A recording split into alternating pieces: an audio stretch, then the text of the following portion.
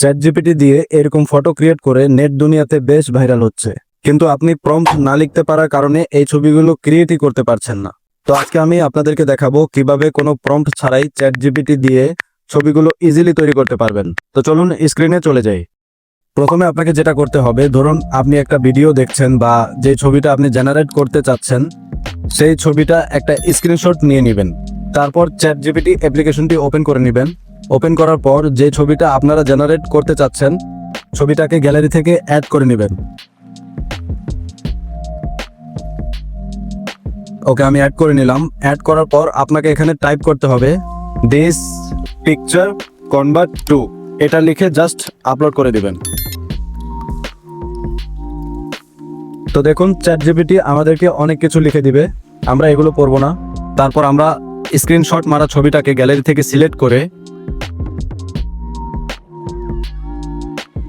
লিখে দিব this picture, তারপর আপলোড করে দিব।